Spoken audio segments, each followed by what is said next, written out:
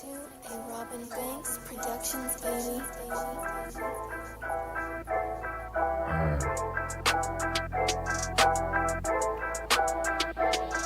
Yeah, it's the underground, it's the underground, it's the underground, it's the underground. You better pass, you better run, and that's your ass, boy, you done. It's the underground, yeah, it's the underground, it's the underground. You better pass, you better run, and that's your ass, boy, you done. Move the sticks, first down. You better not step out of bounds. You don't really want it, but you really need it. It's the underground, man, we undefeated. Michael Jackson couldn't beat it, fourth down, couldn't reach it, man, your squad about to lose it. Go ahead and face the music, flip the coin, you still lost. Pay the cost to beat the balls, turn your motherfucking lights off. Yeah, CTE, these niggas can't see me. Got your head fucked up, got the game locked up, and it's over for your ass. Fourth down, you better pass. You know what it is, you ain't got ass. It's the underground, it's the underground, it's the underground, yeah, it's the underground. You better pass, you better run, and that's your ass. Boy, you done. Yeah. It's the underground, it's the underground, yeah, it's the underground, it's the underground. You better pass, you better run, okay, and that's your ass. Yeah. Boy, you done. Yeah, you know what it is, baby. It's your host, Filthy Rich, man, and I gotta say it again, it's the Underground Sports Show. Yeah, it's the Underground. Yeah, you know what we talking about today. We can't pass it up, man. Final day of the Olympics. U.S. hockey dominates, baby. Yeah, you know what it is, man. USA. Yeah, Lamar Jackson, man, already got beef with his coach, man. What else we talk about, man? Hey, got some college sports to talk about. You know what I mean? Combine coming up next week. So, yeah, matter of fact, this week, man, on Thursday. So, yeah, the Underground Sports Show, we here, man. We live all the time, man. Call into the show, man. 412-407-2744. We gonna talk our sports, talk our shit. You know what it is, man. It's the Underground. Yeah.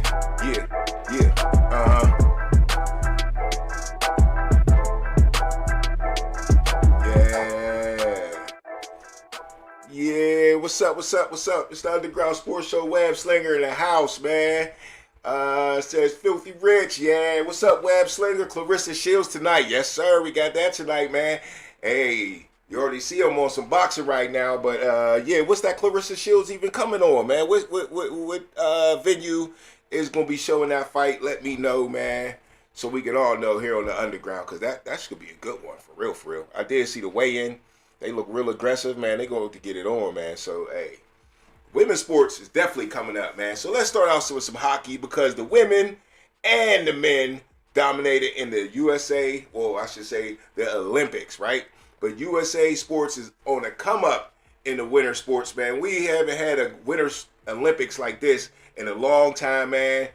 The hockey team, the men's hockey team ain't won since the 80s. Since they made the movie about it and all that good stuff, man. So, yeah, shout out to the USA hockey team, the women's hockey team. I'm so impressed. With the women's hockey, period. Not just USA women, just all women across the world, college, Olympics. And I really feel like, I've been saying this for weeks, the next big pro thing, the next big pro sports is going to be women's hockey, man. If you don't know, you don't know. I told y'all before the Olympics started, watch women's hockey. I was more into the women's than the men, you know what I'm saying? But hey, I'm just saying the men came through, though, bro. I didn't know the men was going to come through like that. That was tough, man. Both teams won 2-1. The women scored in the last minute, and the men scored in overtime. And there was a big controversy about the Olympic overtime, man. There was a big controversy about that. And we wasn't sure if we liked the overtime rules where they only got 3 guys on 3 guys out there. And it seemed to work out pretty fine to me, man. It was exciting. It didn't take a whole nother period. And I think that's why the Olympics went to the 3-on-3 right away. They didn't want to have those long-winded games. You only play about 6 games, you know what I mean? So they wanted to make sure things were evenly spread out. You didn't have one team going into, triple overtime, and then you playing against the next day or something like that 2 days later. They wanted to get those overtimes over with, so yeah, that's what's up. So Web Slinger says, DZNA, let's go watch it. Johnny Carino. I wish, bruh. I wish Johnny Carino's was still here, man. But I guarantee you still making Johnny Carino's at home, ain't you, bruh? I know you is, because I am, no doubt. The women's hockey was fire. Yeah, it was fire. Yeah, it was fire. And both games had 2 goals that was just unmatched at the end, bro. The skill of these players in hockey was out of world, and especially with women, man. I don't care what nobody say. If you didn't know and you was watching a women's hockey game, you wouldn't even be able to tell if it was women or men. That's just how I feel about it, man. That's what I seen. That's how I feel about it. So yeah, the next major sport, believe me, you heard it here first, is women's hockey, bro. It's coming out. It's coming out. All right. Real quick, let's step back real quick, man. Let's give a big time RIP and a shout out to Rondale Moore. Rondale Moore is dead at the age of 25. Vikings wide receiver, even though he's more known for the Arizona for playing for the Arizona Cardinals, he's currently playing for the Vikings now, man. Committed suicide, they're saying. It said it's a self-inflicted wound. And nobody wanted to see this at all. Let's check out the article and see what they say. They don't really know much right now. Let's see if I can get to the article real quick.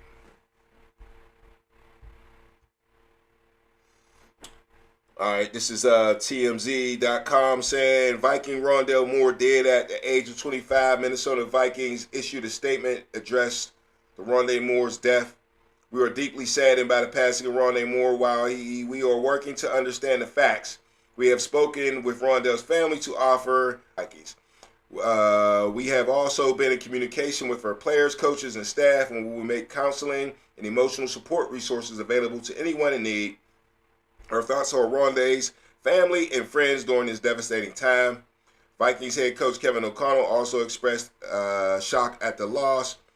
Rondale Moore, Minnesota Vikings receiver and former second-round draft pick, died Saturday. The local coroner confirmed he was only 25 years old. Circumstances surrounding Moore's death are currently unknown. Moore was drafted by Arizona in the second round.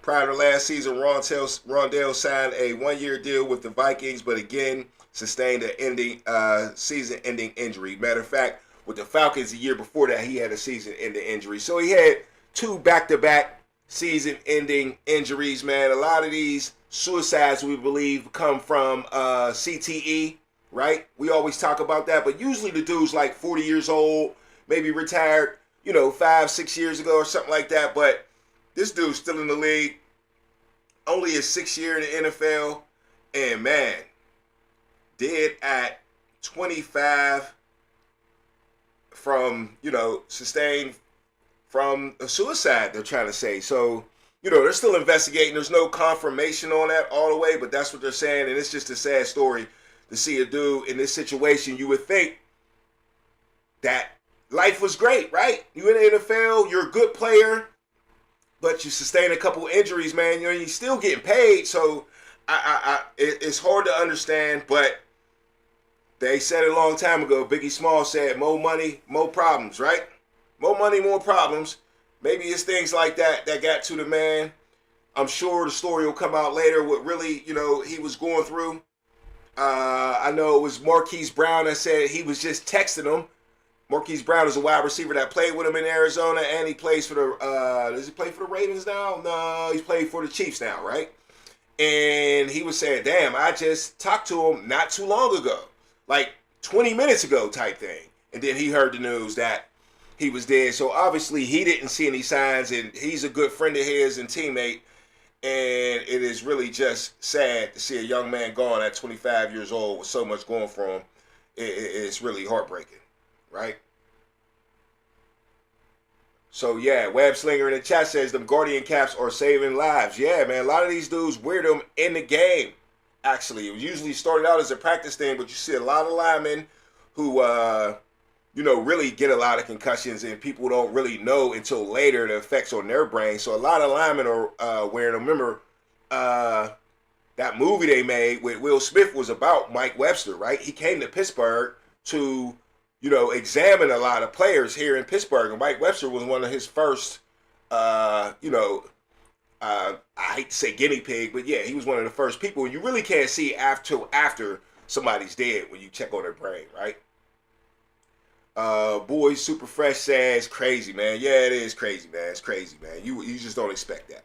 All right, up next, man, a little bit back into some college football. Still college football here, but Sherrone Moore. We all remember Sherrone Moore's situation, right? That was the coach at Michigan that got fired for messing with the girl and all that stuff like that. She was an employee and all that, but it looks like Sherrone Moore has been falsely accused, at least what they say, man. But I don't know.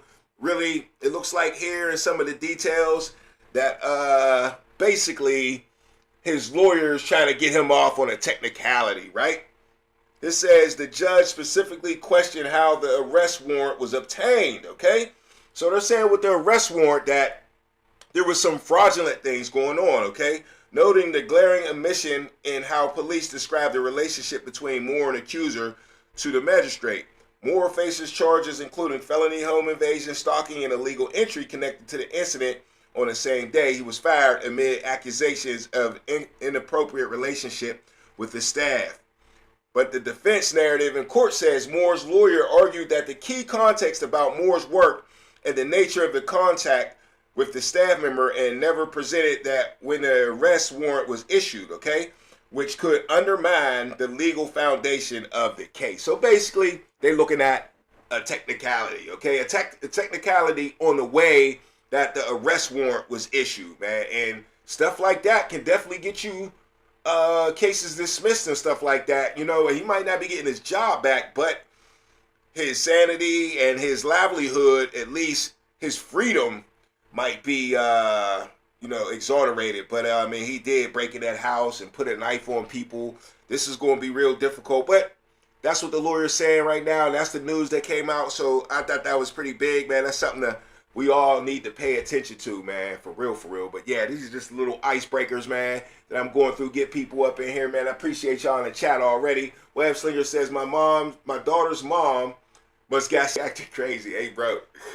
That might be all of them, bro. That might be all of them. You know what I'm saying? It might be contagious. Boy, Super Fresh says, what? So Buddy might be cooked after all. Not be cooked after all. I mean, yeah, he might not be cooked all the way. I mean, there's a little bit of a chance, man. That story just came out, but it don't sound like it to me. I think the judge is going to be, I think this is one of them things where the judge kind of had to do what he had to do because it's the legal thing to do. But I don't know if you're going to get off on that technicality when you broke up in the girl's crib and put a knife on her and claim to kill her and yourself and stuff like that after the issue. That don't make it look good at all. So, they might still pick that up. Web Slinger also says lack of due process is what it's called. Yeah, true story. True story. Dudes be getting out of stuff like that, man. He definitely ain't get a job again, though.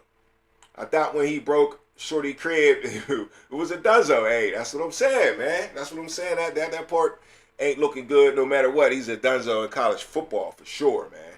It's definitely all of them. Yeah.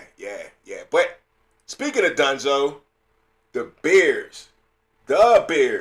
Chicago Bears might be a donezo in Chicago.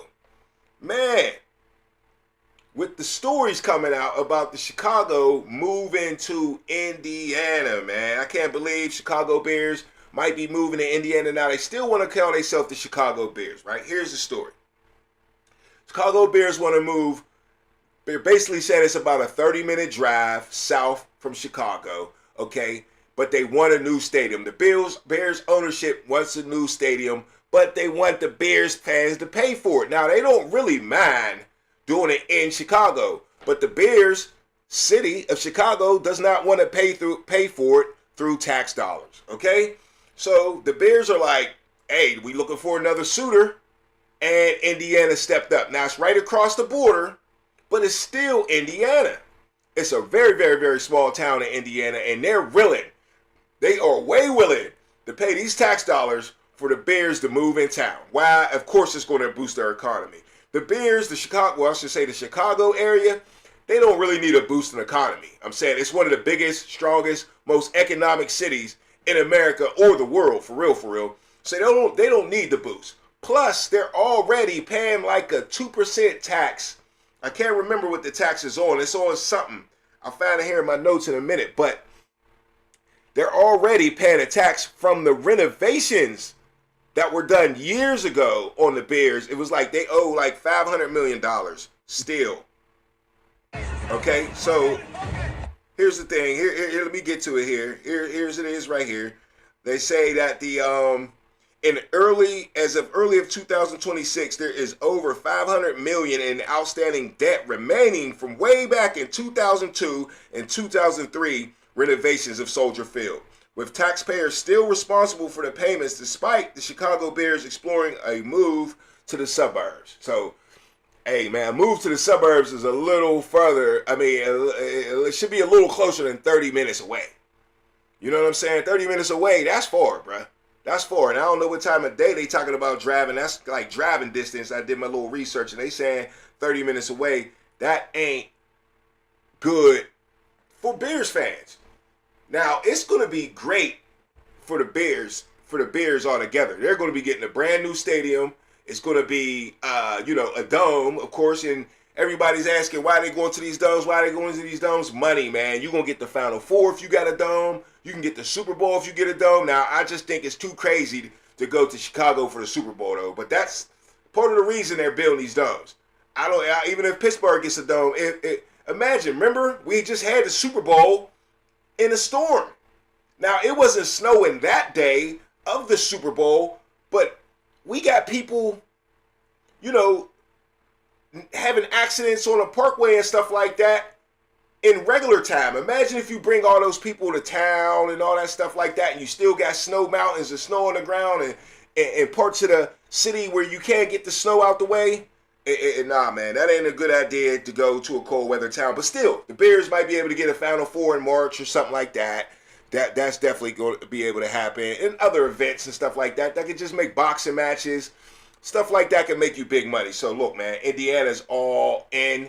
You got the Indiana peoples checking in and saying they voted on it, right? The Indiana people voted on it. Says today in Hammond, Indiana, Indiana's House Ways and Means Committee unanimously 24-0 approved a bill to create a Northwest Indiana Stadium Authority, which would have the power to acquire land, issue bonds, and finance construction. So yeah, Indiana is all in on getting that, man. So we'll see what happens. They saying it's going to be real soon too, and they're going to throw it up real quick. So that's something to watch right there. They're making a move to get away from the urban behavior, and that could be true. That could be very true. Chicago's messy, man. We all know how it is in Chicago, man. And why not, man? And, there might be a lot of people with it. But the tax dollars right now, the taxpayers, I should say, don't really want to pay it. But imagine, okay, let's talk some Steelers, right? Let's focus on the Steelers real quick. And we're going to blend just like this. Imagine if the Steelers moved to East Palestine, Ohio. Imagine if the Pittsburgh Steelers said, look, man, y'all don't, we've had this problem before about paying for stuff with tax dollars. We complain all the time, man. We complain in Pittsburgh when we got to pay for anything. Parking, it don't matter, bruh. We complain about paying. We ain't the wealthiest people in the United States. But imagine if the Steelers picked up Acrisure Stadium and moved it to East Palestine, Ohio, not even in Pennsylvania. Now, East Palestine, Ohio, the reason I say them is because they're about 30 miles north, I believe, of Pittsburgh, and it's right across the border in Ohio. So in the Chicago, they're already clowning, saying it ain't going to be the Chicago Bears no more. It's going to be Indiana Bears. You know what I'm saying? So imagine how you would feel. It sounds all good. It sounds funny when it's the Bears, but imagine if it was you and the Steelers picked up and went a half an hour away and no more North Shore. No more going down there partying after the game, pre-gaming before the game. You had to travel a whole half an hour away from the center of Pittsburgh to go watch the Pittsburgh Steelers. Now, like you said, though, Web Slinger, moving away from urban behavior, the Steelers would be just moving away from urban. We still got fans all over the whole state, bruh. The whole state. That would still be close to some people. So in Chicago, I'm sure they got fans that travel a half an hour all the way to Chicago, right?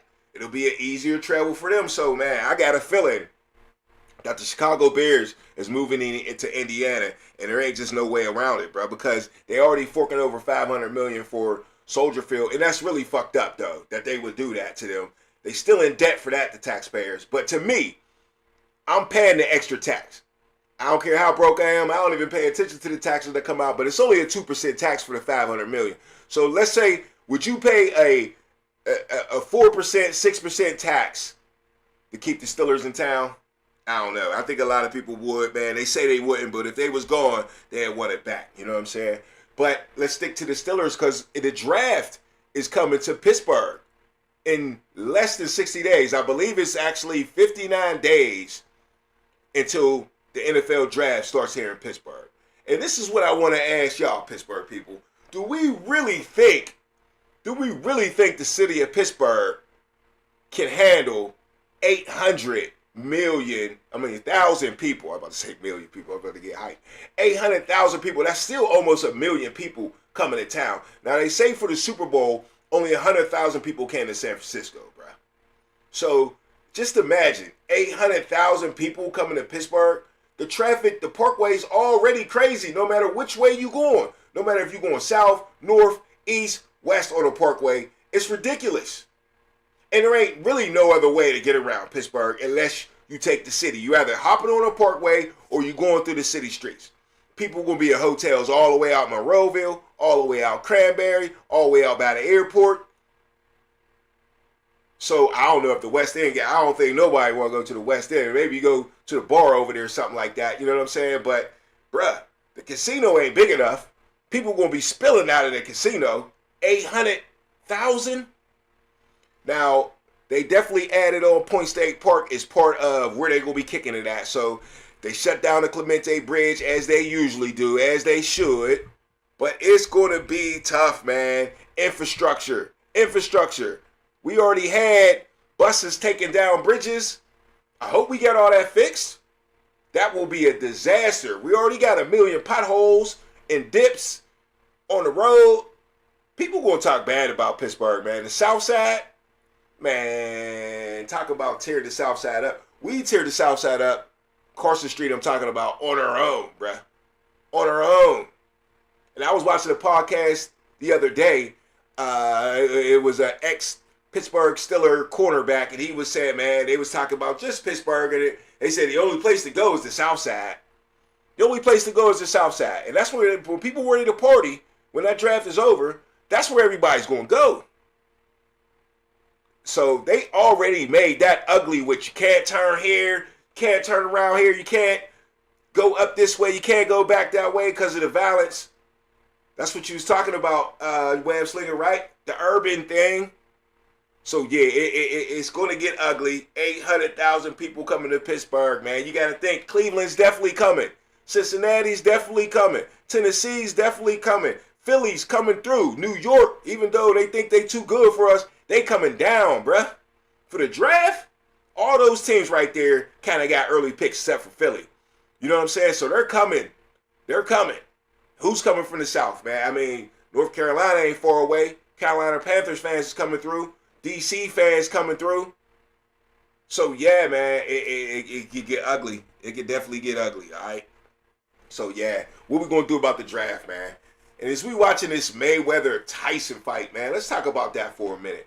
Mayweather-Tyson, this got to be a money grab. We already know Tyson's down for the money grab, okay? Mayweather's coming out of retirement, which he's kind of messed with before, right? At least talked about it, right? But the news out is that Mayweather is in financial trouble, and I mean, and that was before we found out that he was fighting Mike Tyson in April, okay? I think the fight is April 25th in Africa, right? In the Congo, okay? So trying to be making on some Muhammad Ali type thing, you know what I mean? So that makes it big. Then it's versus Tyson. That makes it huge. Everybody want to see Tyson. Even though he's 60 years old, he's still going to pull in the crowd. So that's what makes me feel like it's a money grab all day, right? All day. So Boy Super Fresh says, where are these motherfuckers going to park when they get here? Hell yeah. You can't even park in front of your own house, man. We got parking wars in front of our own houses. Where you going to park? No doubt. Boy Fresh says 1,000 money grab, my guy. Yeah. This got to be a money grab. I mean, there's no other way around it. So they're saying Mayweather got money issues. That's been a rumor forever. The boy don't never look like he got money issues to me, but hey, we so spread out with the money. Of course he looked good to me, but to his standards, they're saying he's selling property everywhere and stuff like that, and then he comes out of retirement. Usually if you come out of retirement at 48 years old, that's a money grab. And like I said, then you go to fight Mike Tyson, then you make it in Africa to get that spectacle going. Yeah, this is a money grab all day. And you know, if you need some cheese, you can't blame nobody for doing what they got to do to get that bread, bruh. You can't blame nobody for doing what they got to do to get that bread. You know what I'm saying? So this is the week in review on the Underground Sports Show. We got way more to talk about, man. We're going to get into Lamar Jackson, man. And we also going to get into some free agency, man. Lamar Jackson has already got beef with his new coach, so we're going to get into that too. But right now, man, hit the like button. Subscribe to the channel if you're new around here. And definitely share it, man. Because on the Underground, man, we talk sports, we talk shit. And definitely, man, you know we always live on the Underground, man. So call into the show, man. I appreciate y'all coming through, having a brewski with me, you know what I mean? It's 3 o'clock. What time is it now? 3:30. Sunday afternoon. It got cold again, too, man. We was liking that new weather, wasn't we? We was liking that new weather. Web Slinger says we putting chairs out in the street all draft. Hell yeah. And them outsiders ain't gonna know that you move that chair, bro. Don't touch that chair. Don't touch that. Somebody better, you know, hit them up with a tip before they get here. Because we definitely putting them chairs out, bro. Don't park in my spot. But people with property though, that got a little space, you can sell your parking spot. You can sell your parking spot. Park your spot and your joint in the back, or you got stores somewhere. I don't know. But yeah, a lot of people use their area for parking, but I don't know who's really close to the North Shore and all that got a lot of property. You know what I mean? When you go to Oakmont for the golf thing, those people got some property up there in that little area, but down in the North Shore, maybe I'm wrong. I know some people from the North Side or something like that be able to tell me a lot better, you know, where somebody's going to be making some money at. But I guarantee you some parking lots going to open up. I guarantee you CCAC be wide open to make that bread, bruh. And they're going to charge you about $25, maybe more, probably about $50 a wop to park right there. That's on the scene. That's on the scene.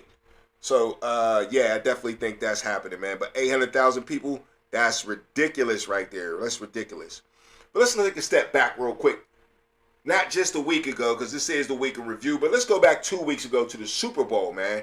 And, you know, something I had to say about the Super Bowl, I told y'all, man, that Super Bowl just wasn't for us, man. Not that the game wasn't bad. The game was bad, okay? The game was bad. The matchup was kind of halfway. You know what I'm saying? At least we had the Patriots to hate on. And then it was just something weird about it, man. It just didn't have a buzz like it usually do. Coming into it, you didn't have the big time. Nobody was big enough for the media to grab onto. I mean, you had Sam Darnold, Drake maybe, you know, Kenneth Walker's a quiet guy, running back. Come on, dog. Who else out there that, I mean, it was tough, man. It was tough. At least the defense had a name they could talk about, but it still wasn't enough to give you the usual Super Bowl buzz. But I was glad when I seen this right here, this segment I'm about to play for you right here. Michael Irvin kind of proved my point, man. I was telling y'all boys, man, there was a lot of, you know, I'll get into it. Let Michael Irvin say what he got to say. But in the chat says, if you live in Manchester, you're gonna make a killing. Yeah, definitely. On some parking, yeah, that's walking.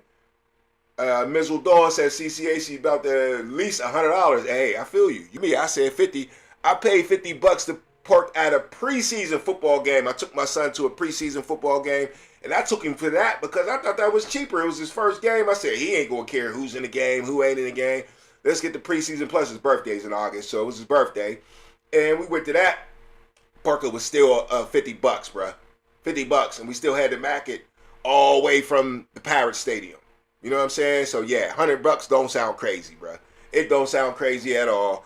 I ain't taking my black ass down there at all. Unless I'm making some money, somebody invite me on a podcast, or I might do some walking podcast shit. You know what I'm saying? I'm thinking about it. I got 60 days, 59 days to think about it. But let's go back to Michael Irvin. Hold on, y'all. Let me take a break real quick, too. about that.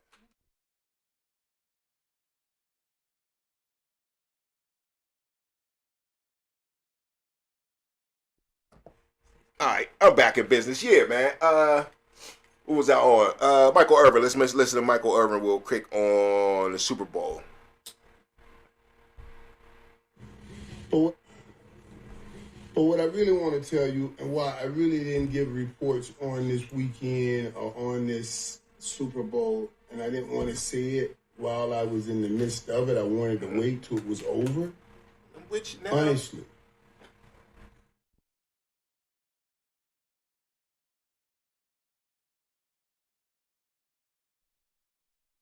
They should never, ever, ever, ever bring the Super Bowl back to San Francisco.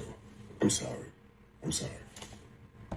The city, this was, in all the years of going to a Super Bowl, this was the worst. This seemed so like blah. It was blah in the city. You know what I mean? It just wasn't jumping like you see Super Bowls jumping. It was blah. The people, blah, blah. The buildings out here looks blah. You know, when you go and you're going to events, it's like blah. I'm thinking it should be so much money out here because the tech is out here, right? But it all looks so blah. Blah, blah, blah, blah, blah.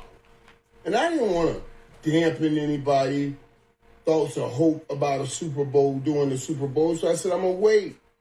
But I couldn't wait till this moment came to tell you, damn.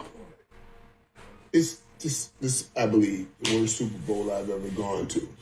And I'm talking about just seeing it and how the city rocks and everything. And then the game started and it followed suit. I was like, this is not a good game, you know. Y'all, that's Michael Irvin on what he thought about the Super Bowl. Like he said, not only the game, but the game started and it just matched the energy, right? It just matched the energy. But one thing I was saying, man, is also the colors, man. The colors for the Super Bowl, that pink, the fluorescent Easter colors, man. You know, I just thought that, you know, maybe I had the broccoli in my oven too long and burnt my broccoli, you know what I'm saying, too bad, you know what I'm saying, like, I thought I was tripping watching the game, but my eyes wasn't playing with me. I watched it again, and I didn't like it again, man. Too much pink everywhere, like blue, purple. I'm like, bruh, like, what is this, man? But you know what I had to say, man? You know what I had to say? The Super Bowl was just not for us, man. If you an old head like me, 48 years old, you know what I'm saying, or even older, you ain't feeling them bright colors, you know what I'm saying? But you look at LeBron and all them boys, you know what I mean? All that basket, Steph Curry, they wear them bright shoes, bruh. They wear them bright shoes. You know, the Little League football players, as soon as October come out, they got their pink on, you know what I'm saying? But I come from an era, bro, we was wearing black, you know what I'm saying, brown, you know what I'm saying, dark blue, you know what I'm saying? The Super Bowl was never going to be that type of colors all over the field and in the stadium and all that, but the Super Bowl ain't for us, bruh. Now, AFC Championship, NFC Championship, all the way back to the preseason, that was for us. That was for the dudes that's really grinding, really watching football and all that, and been doing it since they was little kids. But that right there, that was for somebody else. That was for somebody else in San Francisco. They was satisfied in San Francisco. That wasn't for us, bro. And you might just be old if you didn't like it like I did. And Michael Irvin's older than me, so you know what I mean. I'm pretty sure that was the thing for the Super Bowl. It just wasn't for the old cats, man. And then people complained because, you know, Bad Bunny too, right? You know, it's not for the, you know, they don't care about their core audience. No, they don't. Not in the Super Bowl. It's not for you, bruh. It's not for you. The Super Bowl is to attract more attention so somebody else watch the season next year because they know that's where the eyes is coming out. That's when your mom's even watching the game. Your grandma's watching the game. Your girlfriend that never takes a look at the game is watching the Super Bowl, though, because it's a party. It's a holiday, right, fellas? It's a holiday. So, yeah, man, just because I didn't like it don't mean nobody else liked it and that it wasn't the right thing for the NFL to do because they don't want to be like baseball, right? They don't want to be America's pastime, and that's how baseball slipped into that. Keeping it consistent, and that consistency turned 80 years old. And now the dudes that's 45 ain't watching it. So they lost that crowd. The NFL's still trying to catch that crowd. I didn't like it, but maybe it is what it is, man. Even with flag football. A lot of dudes complain about flag football. Their kids playing flag football in the offseason. Why you going to get hurt out there? That's the vibe, though, man.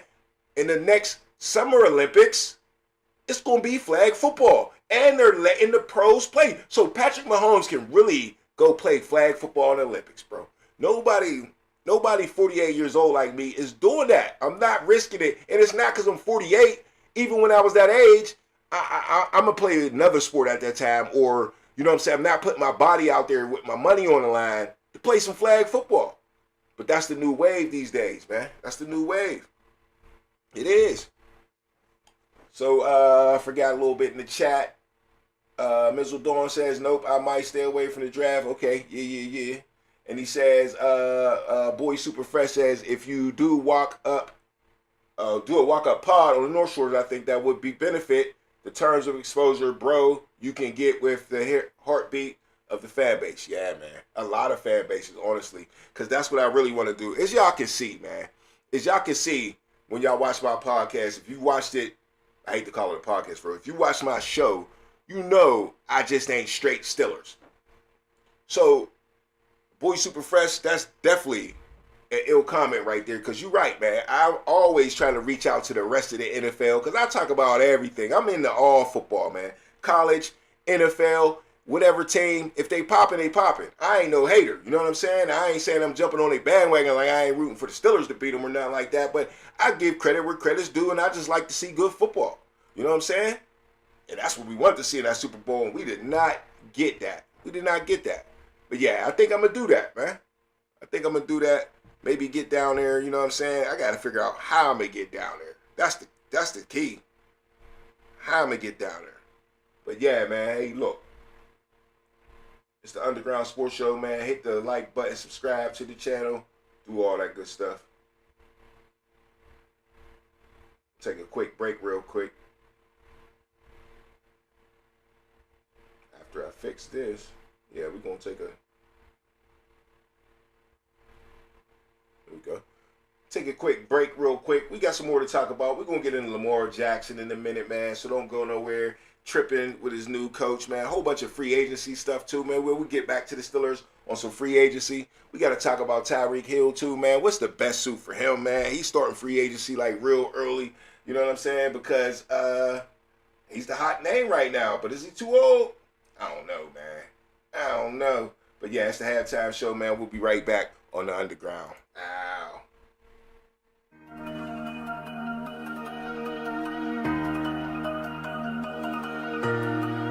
Yeah.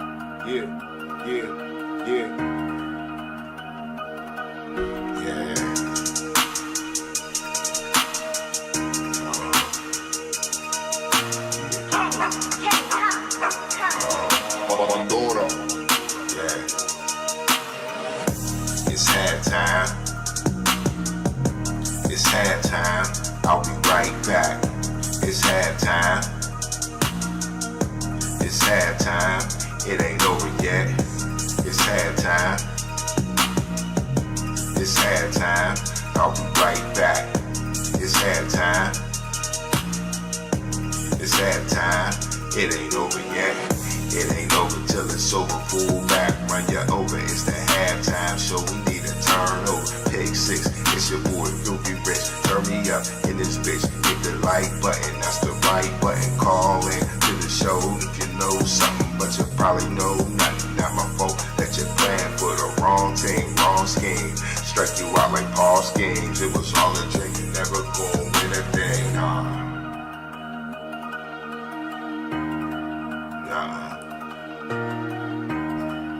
Yeah, you know what it is. It's halftime. It's halftime. I'll be right back. It's halftime. It's halftime. I'll be right back. It's halftime. It's halftime. I'll be right back. Yeah, it's halftime. It's halftime. It ain't over yet. Yeah. your host, Filthy Rich, man, of the Underground Sports Show. You know we live all the time, man. So call into the show, 412-407-2744. That's the halftime show, baby. Yeah. We're going to get into some more college football a little bit real quick. Told you Lamar Jackson's coming up, and some free agency, man. Some Steelers free agency. Talk a little draft, man, because it's coming, man. Yeah. It's the Underground, yeah.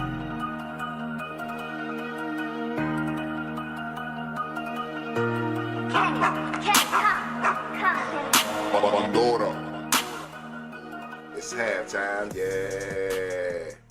Yo, it's the Underground Sports Show, boy. It's your boy Filthy Rich on the halftime show. You know what I'm saying? Hey, your boy Bo Jackson is talking a little bit about the NIL, man. Is the NIL ruining college football? Is it ruining college football? I don't want to say that the NIL is ruining college football, but let's listen to what Bo Jackson got to say real quick, because I don't know if it's just the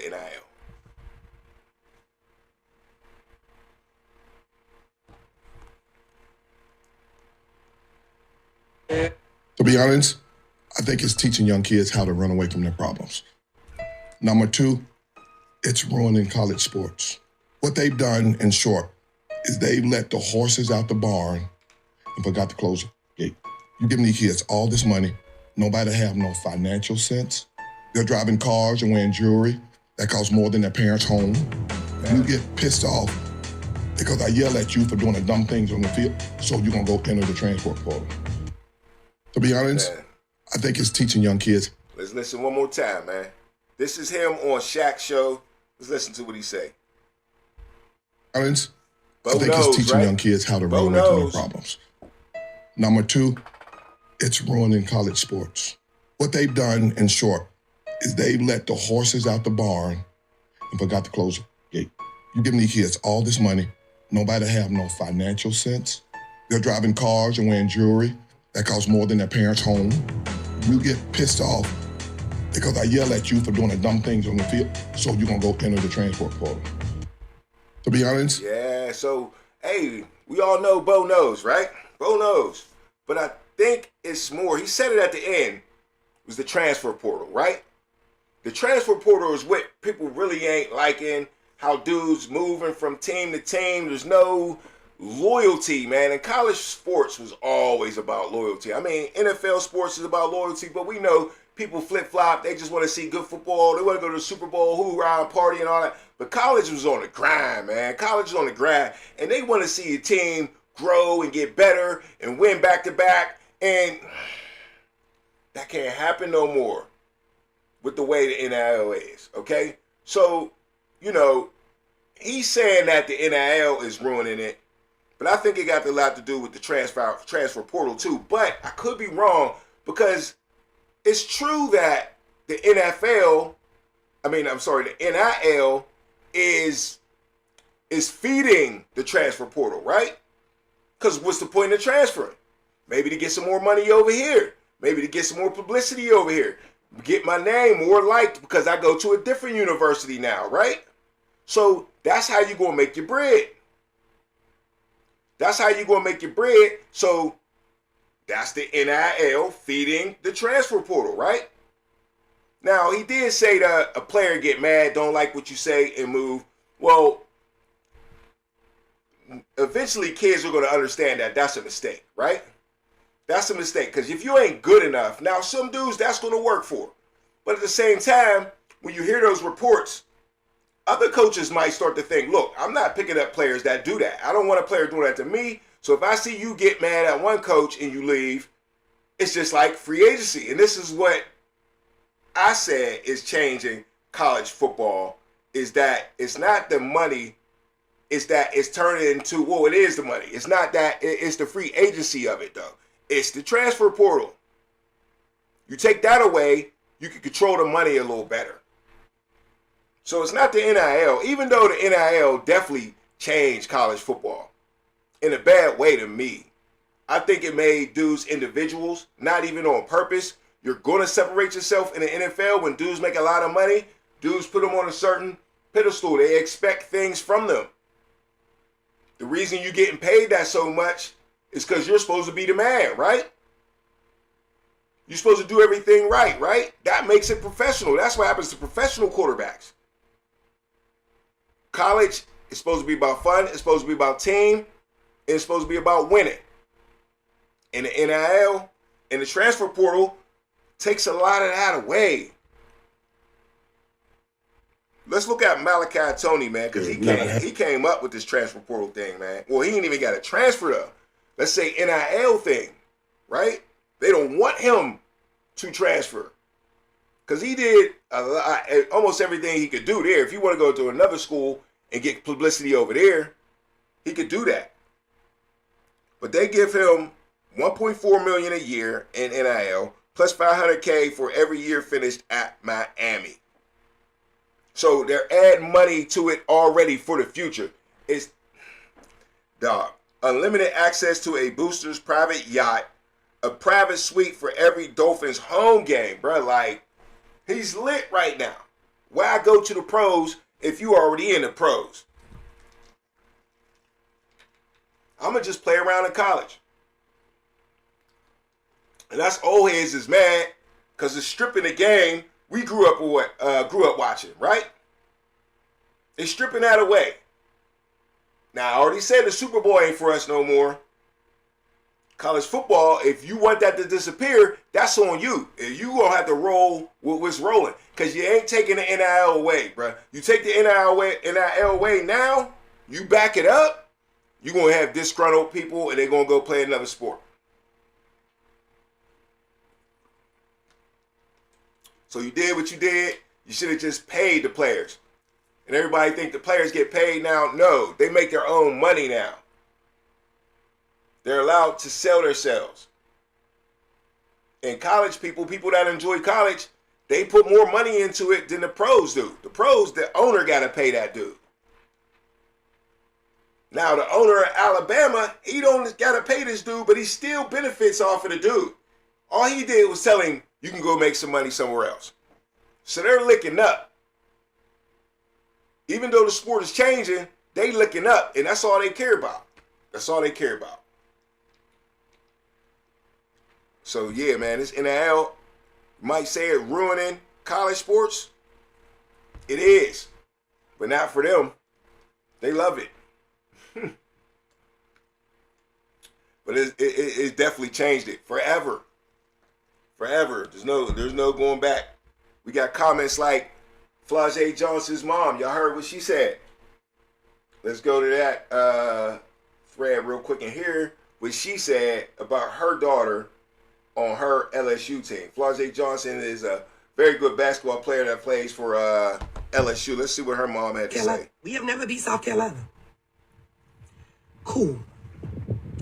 But what is going on today, Flau'jae is beating South Carolina in real life. Okay, so you heard her say it. We never beat South Carolina, but Flau'jae is beating South Carolina all by herself. What she talking about, they've never beat South Carolina in the basketball game. But still, her daughter's the winner. First of all, this is a creation of the NIL too situation.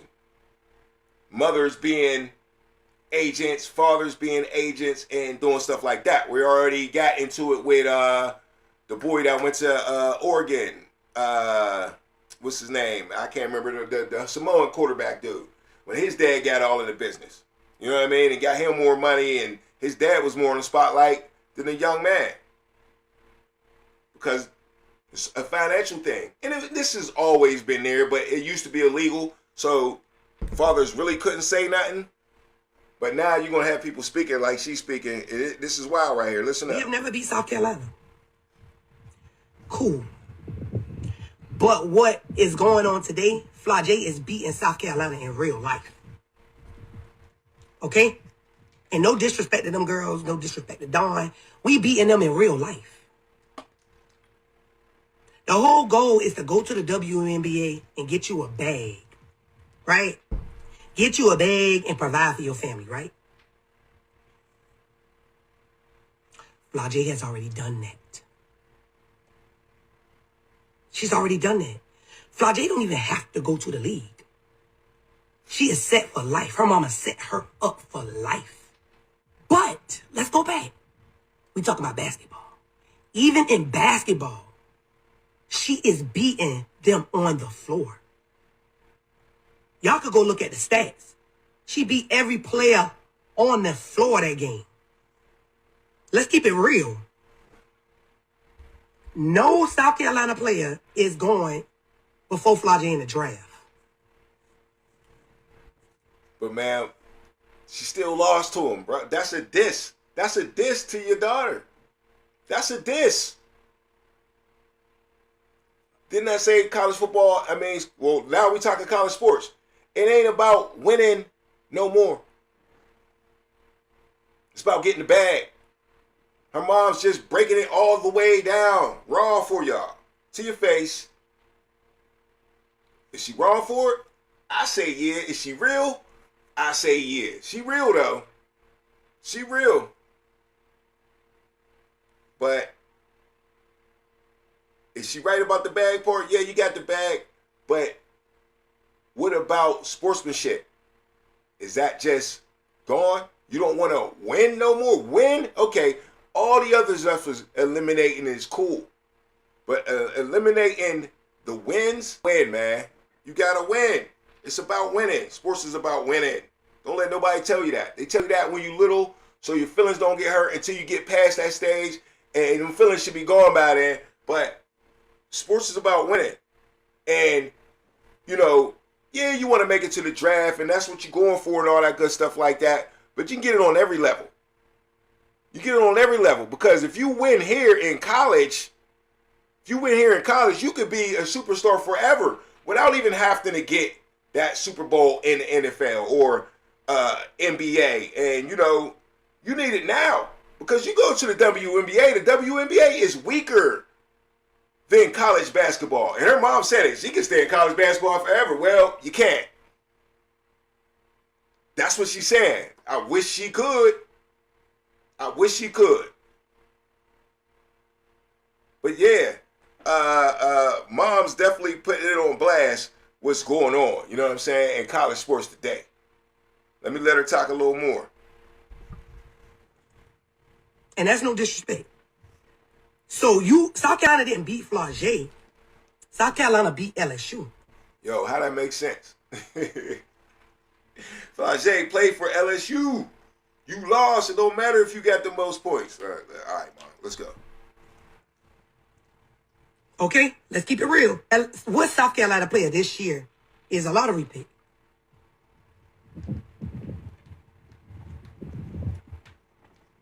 No disrespect. I'm just being real. Yes, we have not beaten South Carolina yet. They play together.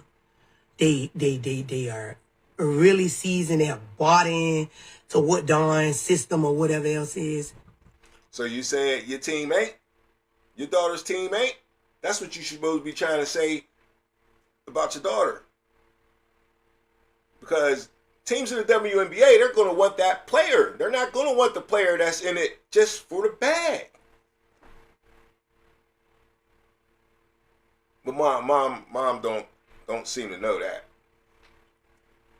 That's just the wild part to me. And guess what?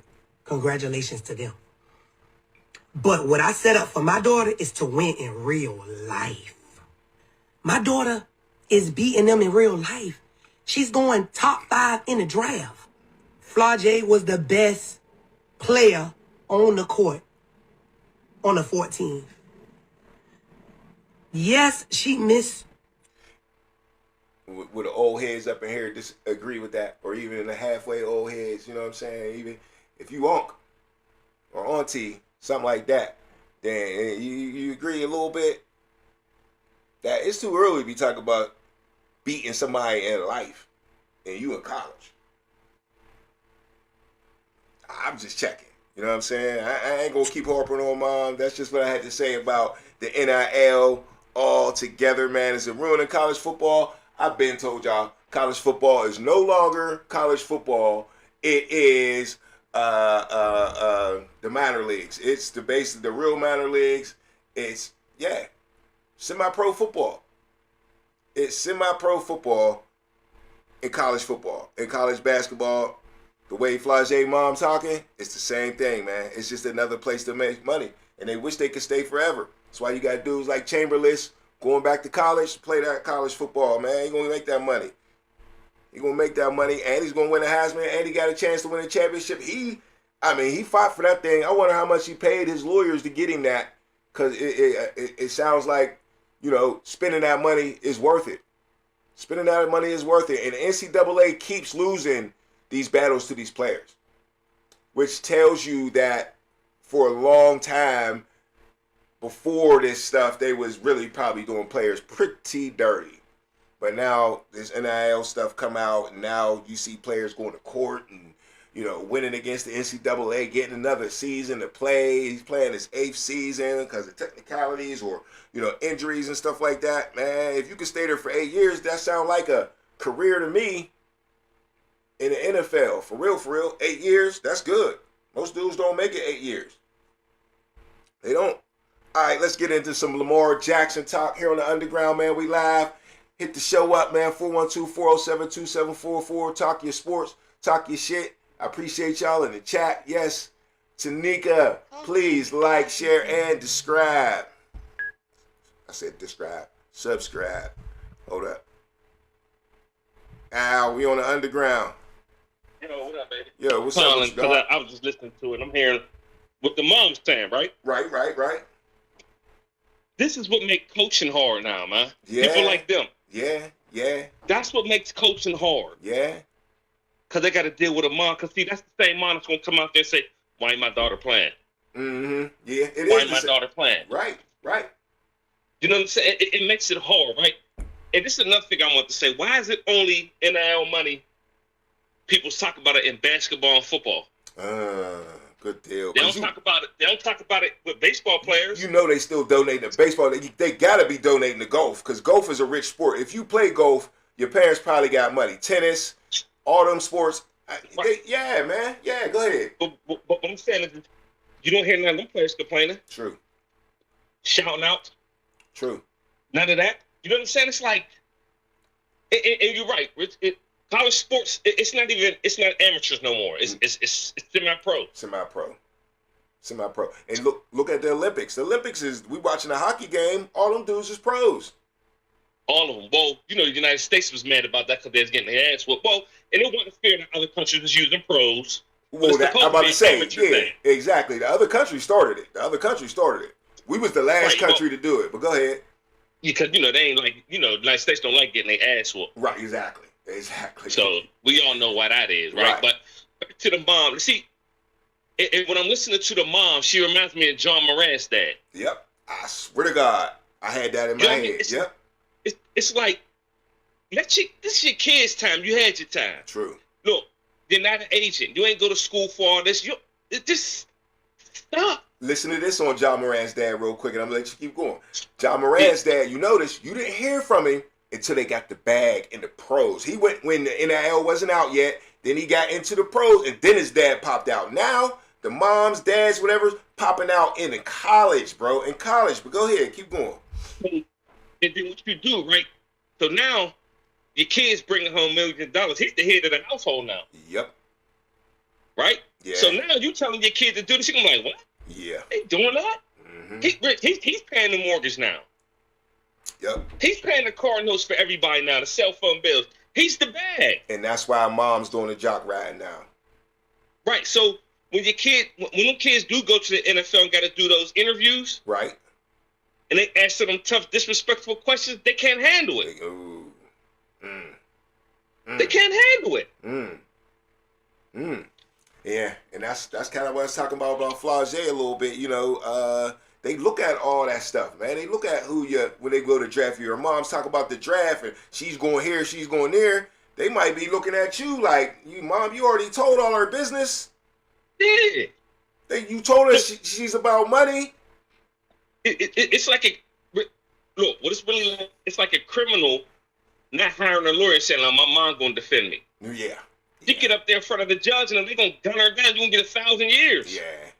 And she's going to get mad. Your agent's going to tell you, look, man. The agent's going to say, look, man, we're going to do this and that. Because they don't have that parent love for your agent. Right. So your parent gonna mess your bag up trying to get you every penny they can get. You know you got to leave something on the table sometime. Right. But yeah, it college sports, it's over with. It's over. It's over. Everybody's chasing the bag, and I get it. Right. Yeah, come on now. I mean, they always should have been able to do this, honestly, I guess. So there's really no way to prevent that. But like I was saying earlier, I know you don't like this much, but the transfer portal is ridiculous. They got to come up with something to say, look, you can transfer twice in your career, that's it. Mm-hmm. It ain't every year. Dude, some of these dudes playing 6 years and transfer 5 times. And they chasing the bag. And that's what's making it messed up. If you change the transfer portal, you could change the way these dudes chase that bag a little bit. That's all you can really do, though. Right. Because, Rich, if you had some schools that was really in the sports like Pitt, you might as well say UPMC, Pittsburgh. Yeah. Right. They could pay some money out if they want to and get a team on the field. Yeah. Just like Indiana decided to all of a sudden. Exactly. Yep. Exactly. Indiana, I didn't even know Indiana had bread like that. Then, what's his name came out of nowhere? What's his name from Pittsburgh? Mark Cuban came out of nowhere. I went to Indiana, and all of a sudden, Indiana people always had bread. They wasn't able to use it like they use it now. And that's the crazy part. Exactly. That's the crazy Look at them teams like Duke, North Carolina. They always have money. Mm-hmm. Notre Dame, they always got money. Yeah. But I just, when parents get on there and talk, it's like, stop it. See, look, all she's doing is talking about a selfish part of the game, which is her daughter. It ain't a team sport no more. Yep. After a loss, so you tell them, right after a loss, you say that. You know what I mean? Right after a loss. Yeah, right. So it's not a team sport. You're telling your daughter to be selfish. When you get the ball, shoot. Yep. Do this, do that. Yep, make it you to ain't the league. Kobe. Yeah. You ain't Mike. Right. And Mike and Kobe, they won. And the reason why you can't, she can't talk, South Carolina, she beat them because South Carolina plays a team. Yeah. Exactly. You ain't beating Darth Staley with one person. You're just not doing it. Nope. And you talking shit on her teammates at the same time, saying that, oh, yeah, Dawn Staley's team was disciplined. They was this, they was that. Ain't none of them going to the league. But what about the kids that didn't perform for your daughter, with your daughter? If your daughter's so good, you're trying to say the people around her are so bad that it made her lose. And then that's when your teammates start not liking you or your mother. Exactly. Mm-hmm. But yeah, that's, it's sad, man. It's sad. And I knew it was going to happen. The transfer portal and giving these kids, there should be a cap on how much money they get, right? And how many times you can transfer, man. True story. I agree. Just like when you were a kid, what your parents do? You get birthday money, and they take that birthday money. Yeah. You don't need to walk around with $100. What a kid need $800,000 for? Exactly. It's supposed to be going to class. It's supposed to go to college. Yeah, right. How you gonna go to school and you got all that money in your pocket? That don't even make sense. That's the point of going to school, is to go make some money. Right. And network. But you giving a kid $800,000, $1 million, he's buying Scat Pats and Lamborghinis. Yeah. When you're young, speed is everything. So now he's flying down the street, can barely drive and kill somebody. It's bad. Yeah. We always young. And exactly. And we was broke. Yeah, we think different. What you mean? Our generation think different, or just no? Just now? Just when you're young, you think different. Yeah, you think different. You think you're invincible. Yeah, man. I would have took a station wagon to 100 if you let me. Yes. We all done it. Yeah, for sure. Now, yeah, right. Yeah, it's bad. It's bad. Yeah, it's bad, man. It's bad. All right. Well, any last words? Nah, that's it, man. I had to chime in on that, man, because that NL college sports is just it's the open world. Right. Did you get to see any of the hockey game? I seen a little bit. I seen the overtime win. Okay. They was on the ice for about 3 hours after the win. Man. Celebrating. That's the part I didn't watch. It was a good game. That 3-on-3, I like that. Okay. Yeah, hey, that was hard. Yeah, and that was the debate, man. That was the debate. Was we gonna like the 3-on-3 overtime? And it came out. I liked it. Yeah, I liked it too. Yeah, I like it. All right, yeah, then, well, it, bro. Yeah, I'll get up with you, bro. All right, brother. All right, yeah. All right, well, yeah, great caller there on the underground, man, and that's why I had to play that, man. I knew that was gonna hit some people the right way, some nerves, man, for real. But let's talk about another player here. Let's get back into the NFL, man. Let's get around the league here on the underground. Lamar Jackson got a new head coach. Jesse Minter's the head coach. This dude named Doyle, let's check out his name. Lamar Jackson ain't really feeling his coach. Baltimore goes out and hires a guy by the name of All right, let me start that over for y'all. Baltimore goes out and hires a guy by the name of Declan Doyle. 29 years old. Yes, the same age as Lamar Jackson, who is 29. Well, that could work. They could be, young guys together. He was a standout youth baseball player. Huh? And then he switched to become a football coach, according to the Ravens website? What's going on here? And underlying all of this, you've got Lamar Jackson, who essentially ran off John Harbaugh. So you got rookie head coach and Jesse Minter, rookie OC and Declan Doyle calling plays, veteran quarterback who just ran off the head coach. Then 2 days ago, Declan Doyle talking about OTAs. We expect everyone to be here, even though it's voluntary. Oh yeah, Lamar, he don't like those voluntary workouts. What? All right, so that's the beef right there, right? That's the beef that, Lamar Jackson don't like to come to OTAs and all the voluntary stuff. You know what I mean? All the voluntary stuff. He don't like that. And this new coach, they say he's calling him out. Now, I don't know how much that is calling him out. I don't feel like it is. But we got people going both ways in that situation, man. And I know Chad Johnson came out pretty hard on Lamar Jackson's side, saying that the coach is calling him out. I just don't believe it. I don't believe it. I think I got a couple little videos on it. But, yeah. Let's see. Yeah, Chad Johnson was pretty pissed. And here that go right here. Hold up. We get to it.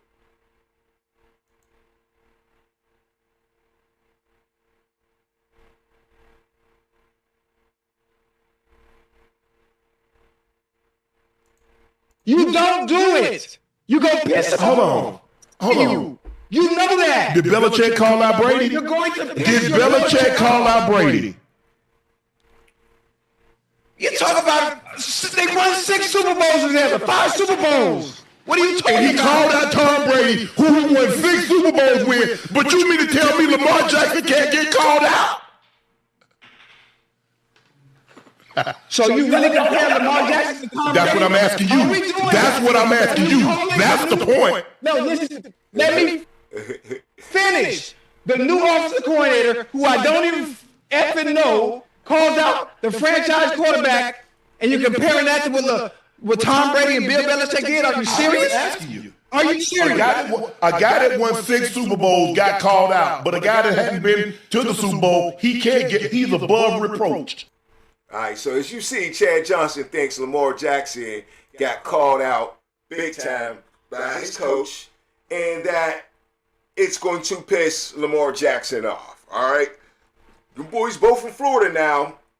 No, Lamar Jackson's from Virginia or something like that. No, he's in Florida. He's down in Florida, they said. I don't know. I'm pretty sure they got Florida connection.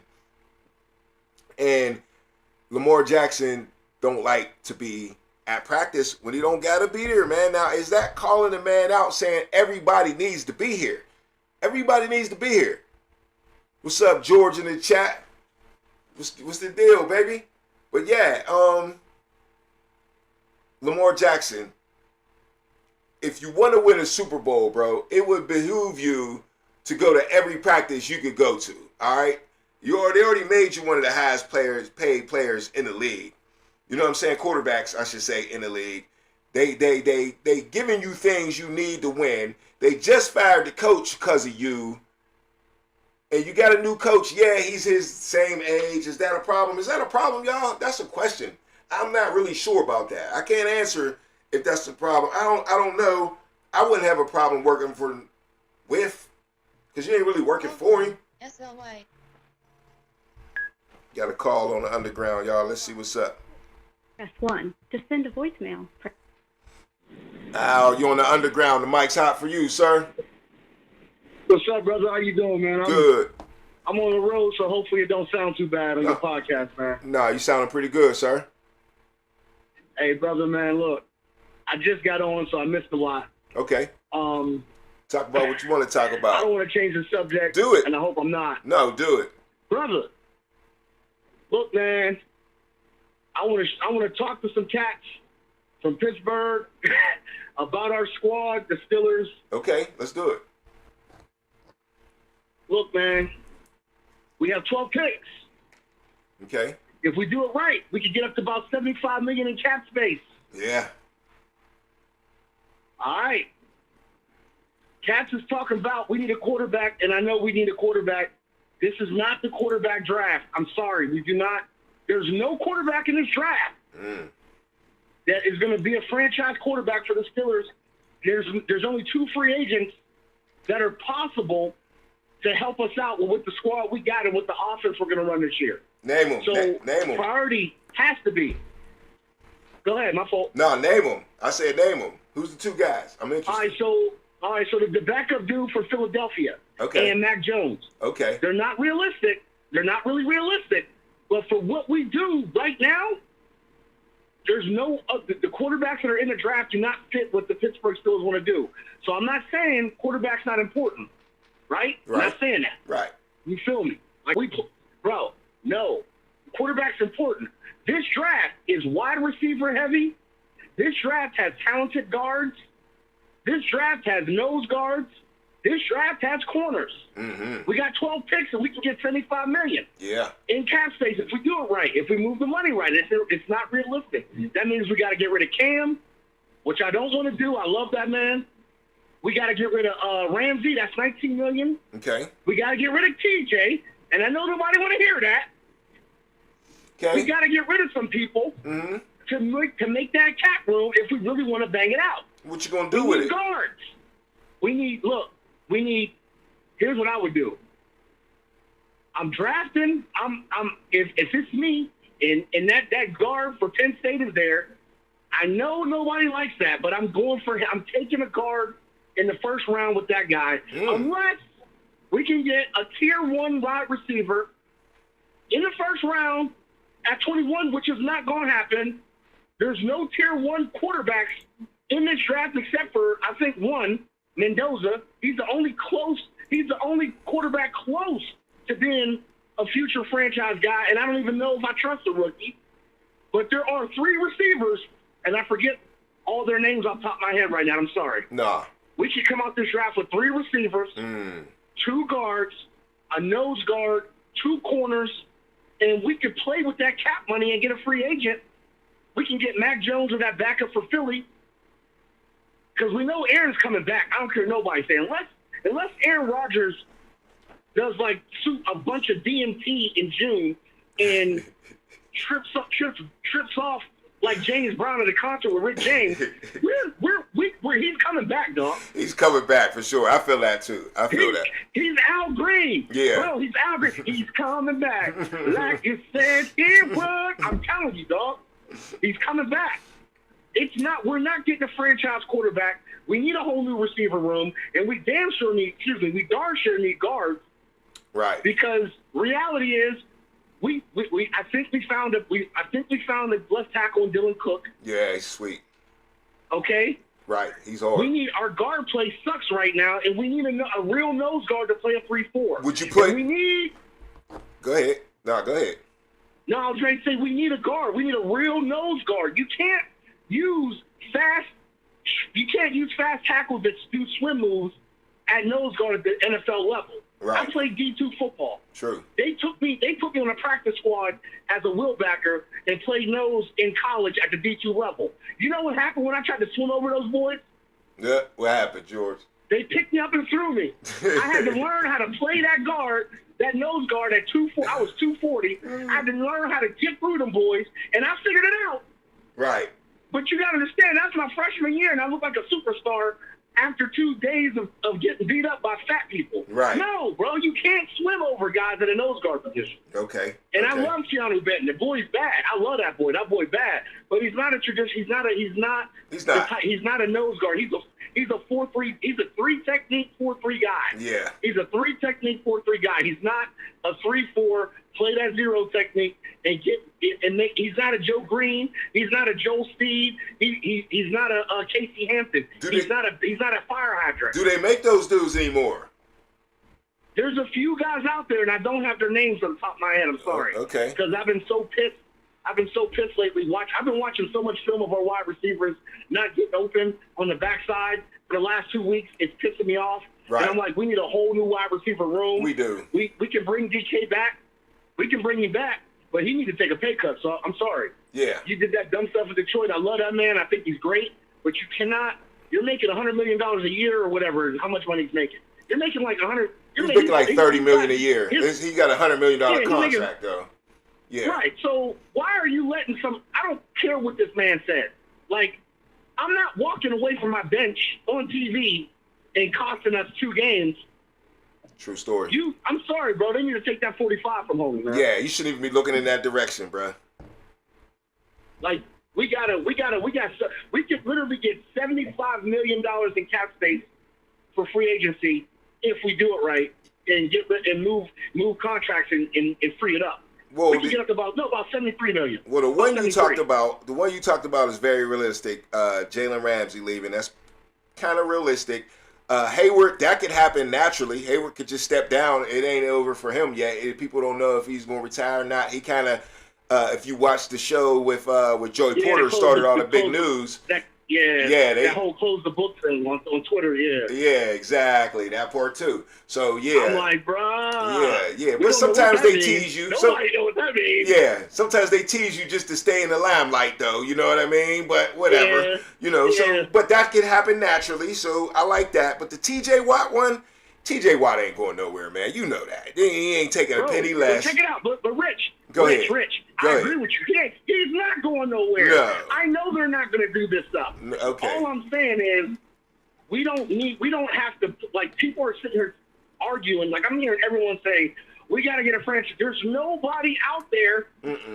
Name a franchise quarterback we can get in the draft. I don't know one. I agree with you 100% on that. I'm not even sweating on the draft. I'm more looking at it like, the Steelers have already told, I'm being realistic about it, okay? You hire McCarthy. The Steelers already told Aaron Rodgers, we are welcome back. And it is what it is. Right. It's the same thing as last year. Yeah.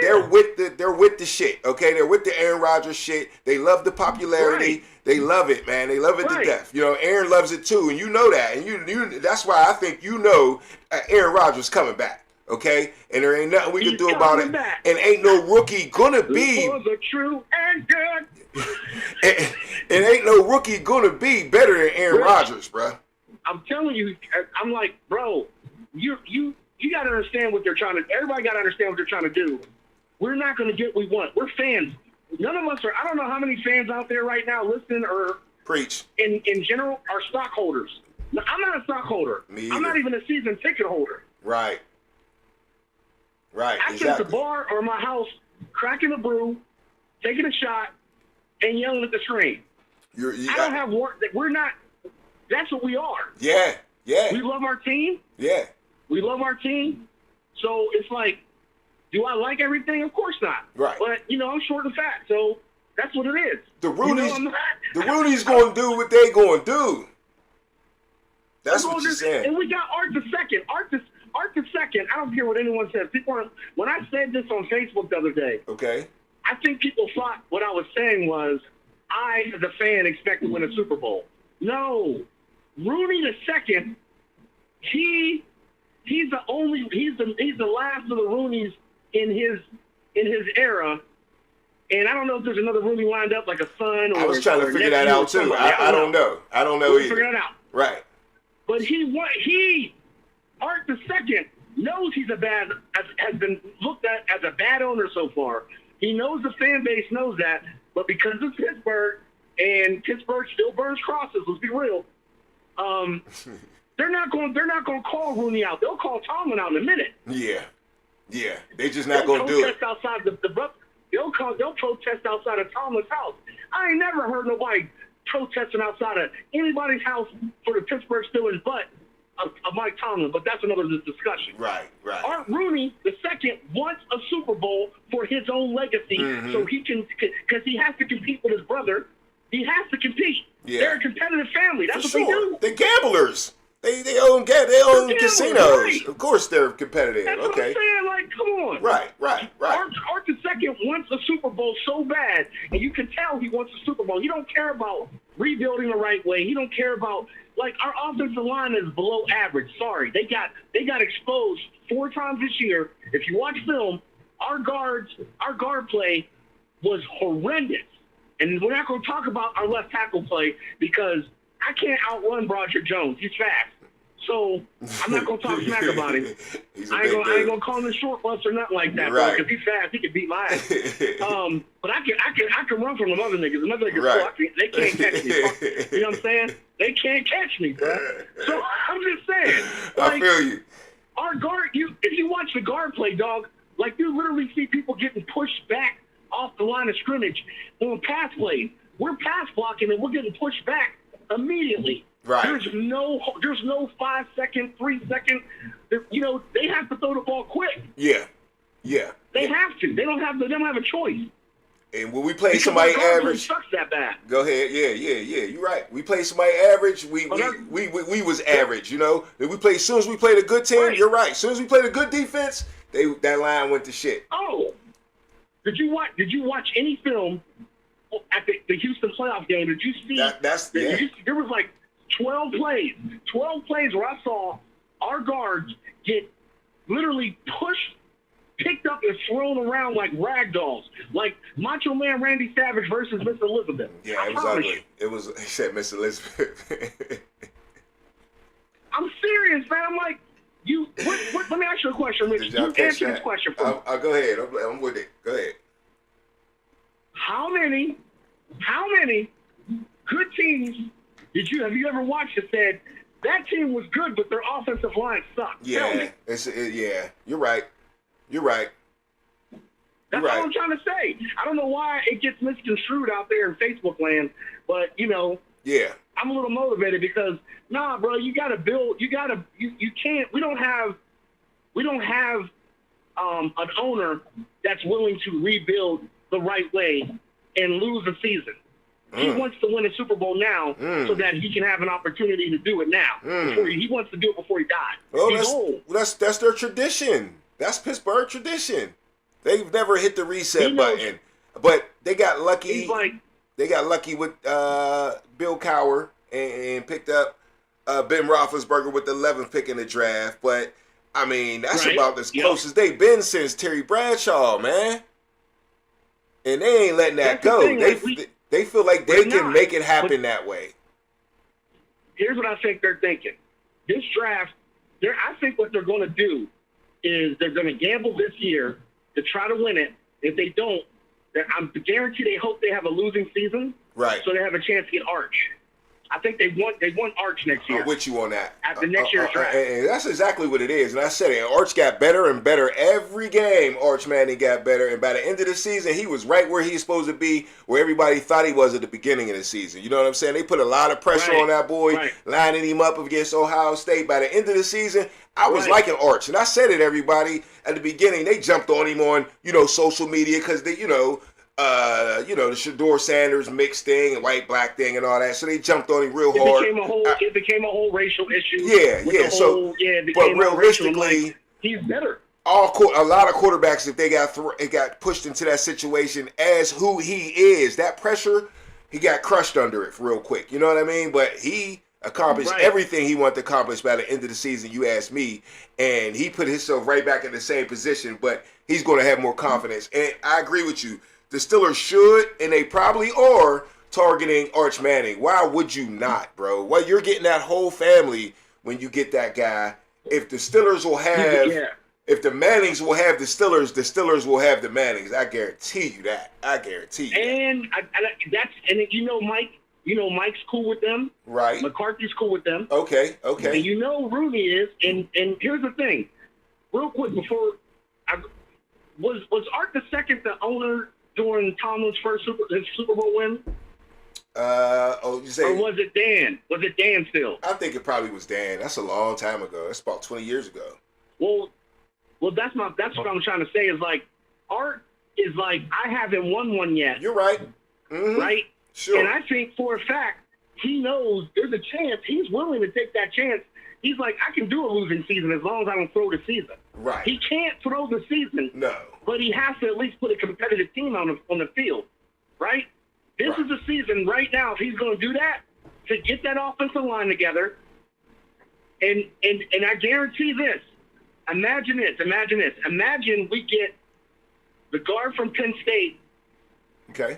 Or the running back for Notre Dame and the running back for Penn State in this draft. Because we got 12 picks and we could trade it. We could trade it. It's unrealistic. Nah. It's unrealistic, but imagine that. Because Caleb Johnson don't got a lot of movement. Yeah. We know that. Yeah. That man didn't get a helmet. Nah. And we know, what's that boy from Michigan that sits on the bench, number 10? Who's sitting on the bench for receiver? You talking about Michigan guy. Dang, what's his name? You made me forget his name. But yeah, I know everybody know who we talking about. You know what I'm talking about, right? We know for a fact. Yeah. They know that they drafted that guy third round. He can't get a helmet. Caleb Johnson couldn't get a helmet, right? Right. We have the cap space this season. We have the picks this season. They're going to make it look like they're trying to win, and they're going to try. They're going to do some stuff to make it look like it. Right. This is a dog and pony show season. This is a rebuilding year. That's what last year was. Arch Manning as our franchise quarterback. That's what last year was. That's what last year was. This is dog and pony. There was no. Yeah. If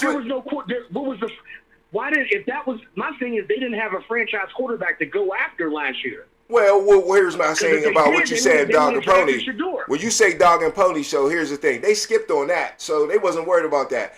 It tells you that they were all in on Aaron Rodgers from the very beginning, and that's exactly what they wanted, or they was going to go with Mason Rudolph, right? And so it was a dog and pony show. Anytime you get an old quarterback like that, you know what that is. Even when it was Joe Montana for the Chiefs, anybody, Warren Moon for Minnesota, that's a dog and pony show. You're exactly right on that, man. Aaron Rodgers was not going to win the Super Bowl, but he will keep the Steelers relative. He'll keep the Steelers in the news, and anytime you in the news, you're making money, and that's what the Roonies is really trying to do. That's the GM's job for real. It's like, I understand. Like, I didn't get my hopes up until we made the playoffs. I ain't gonna front. Right. I was like, all right, cool. We doing all right. Yeah, we made the playoffs. I'm like, oh, we might get all right. No, I watched that first series on offense, and I watched our offensive line get beat up, and I said we're gonna get our asses whooped. Well, no. Well, here's the thing. We was okay. Sly, we was okay last year. Once I seen Aaron Rodgers play 2 games, and then we go close it here in a minute so we get into something else. But once I seen Aaron Rodgers play 2 games, I knew Steelers were a decent team. I knew they could make the playoffs right there because it was all on him. If he can do that again, we'll be a decent team again. But like you said, we need to rebuild this team and then get our franchise quarterback. And that's what the Roonies are doing. They're building this team from the outside, just like when we got Ben Roethlisberger. You build this team up. You had all the players to go. Already were good on defense and all that. And you just plug Big Ben in, and we went 15-1. That's what Rooney, in my eyes, and that's what I would be doing if I was him. That's what they're trying to do. They're in position. Smart, what they'll do is, and Aaron Rodgers take advantage of them 12 picks. They'll get us an offensive line that is good. Right. It plays good, not just average or below average, good offensive line, and they'll get us numerous. We got to get at least 2-3 receivers out this draft. We got 12 picks. It'll work. 2 or 3 receivers. Yeah, definitely 2. I think they'll get 2 in the draft. I'll tell you that. They'll get an early one. The first round pick's probably going to be a wide receiver, and it'll be somewhere in the 6th round or something like that. 468-5564. But hey, hold on real quick, Sly, or hold on real quick. Call from your multi. To accept, press 1. To send a voicemail, press 2. Yo, we got another call on the underground. The mic's yours. You there? Oh, yeah, me? Yeah. Yo, hey, it was good. Yo, it's the Underground Sports Show, man. Mike's hot for you. Oh man, it is it's yes or no. Say that again. Hold on, Sly. Say that again. No, I said I didn't want to interrupt your show, man. No, you good. Go ahead and buzz off in here and get back to driving. No. You got something to say? Go ahead. Man, I was just saying, like, I'm looking at where we're at as a team, and I'm like, when every successful team I've seen in my lifetime, they've had an established run game because of their offensive line. Okay. And all they had to do was plug in the skill players on the outside end. All right. Right? Right. Even the teams that had a decent, like a bend don't break defense, the defense doesn't have to be stellar or legendary to win a championship. The defense just has to be good enough, and our defense was good enough. I'm sorry, we were good enough on defense. We were. The only thing we need on defense is a nose guard, maybe. We need a nose guard, and we need new ILB. We need like inside linebackers that can actually take on blocks, defeat blocks, and cover a little bit. They don't have to cover a lot, but they got to be able to at least cover a tight end every now and then. True story. We need Tate Wilson is too light the behind, man. We don't need a new defense. We have too much money in defense. What we need to do is, like, we need to fix the defense a little bit, but we need an offensive line and we need new receivers, and we need to go on and use them 12 picks to leverage that. And we got a lot of cap room if we want it. We got a lot of cap room if we want it. We got a lot of cap room already. You're right. We got cap room, so we're good. Mm-hmm. We don't have to get rid of everybody, but we can make some moves. I know TJ ain't going nowhere. I get it. Right. But come on, bro. Yeah. Herbig, we're about to lose Herbig for TJ. Man, we got to keep Herbig around. We got to find a way. To keep. That's what I'm saying. Nah. I'm sorry, TJ is so good at what he does. Yeah. The problem with him is they know where he's gonna be. Yeah.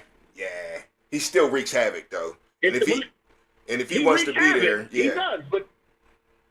But you can take Herbig and move him around anywhere and draft another. And we got Jack Sawyer. Don't forget about him. True story. He's a Buckeye. True story. He's pretty solid. Right. He didn't do too bad. No, he did good. Keep it a buck. Yeah, no doubt. I like Jack Sawyer. He was no Rich McCord at the outside linebacker, but he was good, right? Yeah. He wasn't like that, but yeah, okay. Okay, I feel you. I'll take mine, you know what I'm saying? I'll take mine. But yeah, man, gotta come in this game and do what you're supposed to do. I hear the relationship. I see the relationship for sure. Jack Sawyer's a dog, man. Jack Sawyer is a dog. Yeah, for like sure. I watched him literally take on blocks, literally make moves, literally stop the run, and he didn't do too bad in pass coverage in the flats. Yeah. He didn't do too bad. Yeah, he looked like a natural. He can't. Yeah. He's what's the difference between if you had Herbig and Jack Sawyer rotate on that left side of the line, and we just hypothetically lose TJ? What are we losing with those two there? Oh, say that one more time. The beginning. All right, okay. All right. Let's imagine we actually leverage our cap space, right? Right. Free up all that free cap room, and TJ's a part of it. Right. Now imagine that. Right. I'm not saying I want that to happen. Right. What I'm saying, the question I'm asking is, Herbig, Jack Sawyer play on the left side for the most part, right? Right. What are we losing if we have those two to replace TJ? What are we really losing? I mean, okay, so nothing really. I mean, that's my question. The splash play, though, that's the only reason I like TJ around, man. He's always around the ball, man, and he's going to knock it down, tip it. He might not get the statistic that's on paper, but he gets that, like he's in the way, man. I'm telling you, man, TJ Watt is on another level, man. He's on another level when it comes to up here, man. Up here, I'm telling you, need that. And even Cam Hayward, too. Cam is different, bro. If we want to stay good. That man plays. That man is different. Cam plays. He's one of the rare D tackles that has never. He's always played close hit football, and he's never not in the mix. Yeah. Like he's a dog out there. Yeah. I don't want to lose anybody. Nah. What I'm saying is if I had to lose somebody. I feel you. And I had to replace them, wouldn't it make sense to replace 2 with 1? It does, though. It does. That's all I'm saying. I'm not saying I want that. Right. I never dreamt about it or anything, or had a fantasy about it. But Right. I'm just saying, like, Right, come right, on. right. But Like, it's not a bad idea. It's just, not. It's not realistic because, Who's taking on Not a bad idea. who's taking on TJ with all that money anyway, without the statistics, the paper statistics? 41 million. to go? No You one's know what? taking There's that. 3 teams right now I can think of that are stupid enough to do it: Miami, Arizona, and the Baltimore Ravens. You know why? Because they're going after. They're right now. The Baltimore Ravens they're looking for a pass rusher. The Arizona Cardinals always take our scrap. True. And so does the Miami Dolphins. They always do. The Arizona took Joey. The Miami took Joey before. I mean, look at the outside linebackers that have gone to those 3 teams, or one of those 3 teams in the past that we should have kept, but we didn't because of cap room. Yeah. There's a whole bunch of them in Arizona. It's not like it ain't. There's teams that'll do that. Yeah. You feel me? Somebody will be. You only need one team, like they say in the draft. You only want one team to like you, and it can happen. I mean, it can happen. It can happen. I guess so. I don't want it to happen, but I'm just saying. I'm thinking like, if we have to make moves, if there's too many options for us not to be a solid team next year. But I don't think Rooney II is focused on being the best team. I think what he's doing is he's doing enough. He's gonna gamble and try to win a Super Bowl again. But in his mind, if he's only gonna spend so much money, especially since he's putting so much money in his staff. Right. My thing is, if he gets in Omar's ear without Mike getting involved, Mike McCarthy getting involved, he might go to Omar and say, "Look, we can have $73 million in cap space. Yeah. Hey. And we got 12 picks. Hey. Build me a Super Bowl team or you're out of here." I guess that's the vibe right now. Sly, you still in the building? Okay. Yeah, I'm here, man. Okay. I'm rolling. I'm on a roll, baby. You good, but you heard that, right? Because he sounds just like you not too long ago. Not to cut you off, last caller, but Right. yeah, man, he sounds just like you with the cap space, man. That's a lot of cap space to free up. But yeah. Any last words from either one of y'all, man? Man, I'm out, man. I'm on the highway, brother. I appreciate your time, man. Keep doing your thing, bro. I'm praying for you, man. I know you're doing good things. Hey, I appreciate you, praying for you at all times too, brother. No doubt. Any last words over there? Any last words? Where we at? Where the last caller at? He disappeared? All right. Well, yeah, man. I hate to get it cut off like that. That ain't cool. Call ended. I always like to chop it up with the callers, but yeah, man. Appreciate the calls, y'all, man. They had a lot to say about the Steelers. Shit, so did I. I didn't even have a lot of Steelers talk planned today. If you're checking out my list right here, you see we was talking wide receiver a lot, running back a lot, linebacker, we talk safeties, and we talk cornerback. So yeah, I mean, those are the positions that the Steelers need. It's not really that hard. That seems like a lot, but we got a lot going on, man. We got a lot going on. You know what I'm saying? Who the GOAT? Appreciate that, Roman Wilson. That's who we was thinking about earlier.